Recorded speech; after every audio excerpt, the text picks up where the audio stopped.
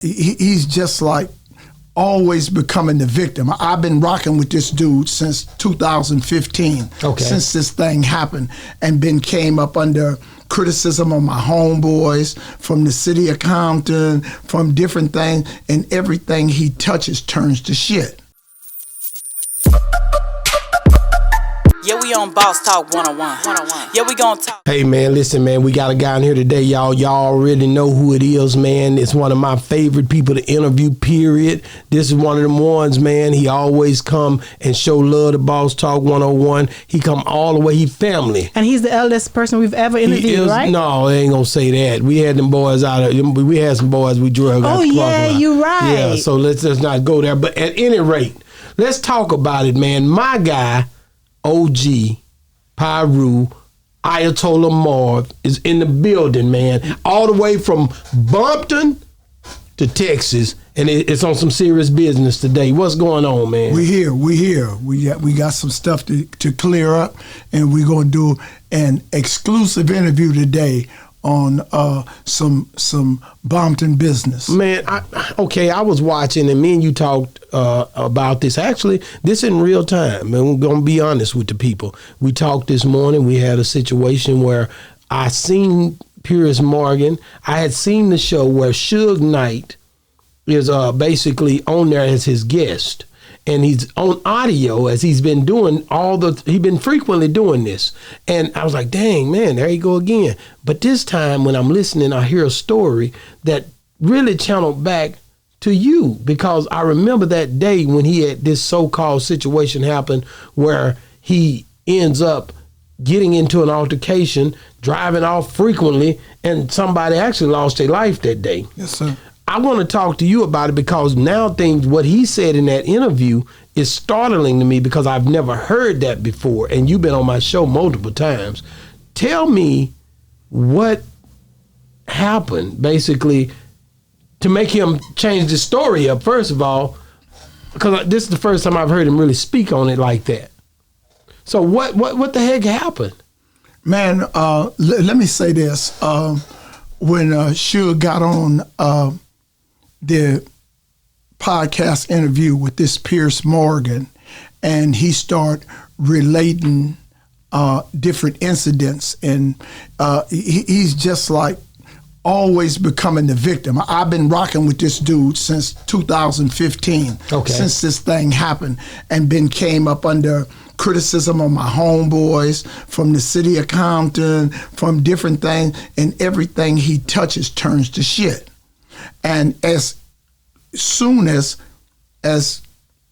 last week, he called me on the phone, and bro, we gotta rock this. The only one know our story, but tries to be such a manipulator. He says the same story. He said the same story to Ray J. He said the same story to Choke No Joke.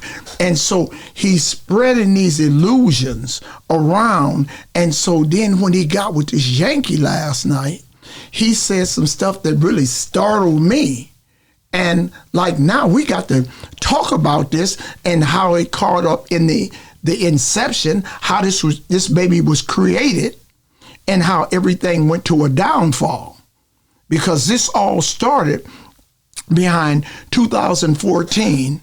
I went to Jay Nazarita out of the city of Compton and said I wanted to do something for the rappers in the city of Compton. And we had a new mayor named Asia Brown.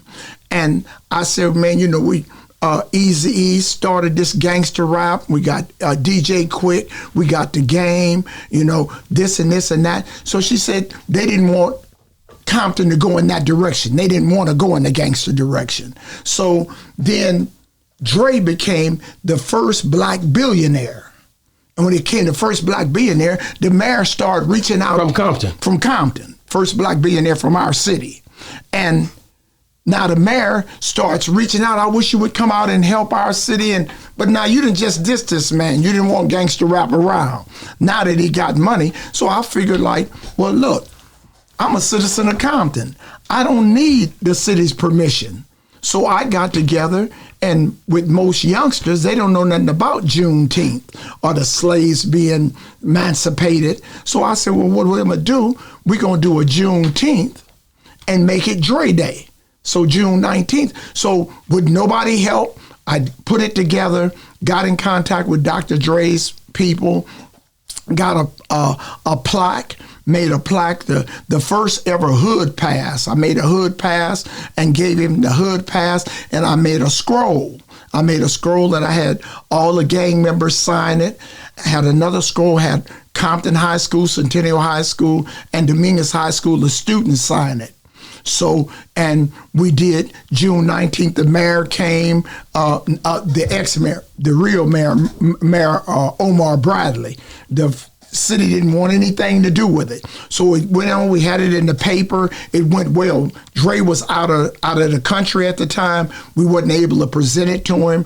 I ended up giving it to him when they did Straight Outta Compton. He came to the neighborhood, I got pictures of me, him, and F. Gary Gray taking pictures in this Dr. Dre T-shirts that I had made up. So that's the back. This is how we started. So in about September, Terry Carter and Knob called me and asked me, man, don't you have a relationship with Dre?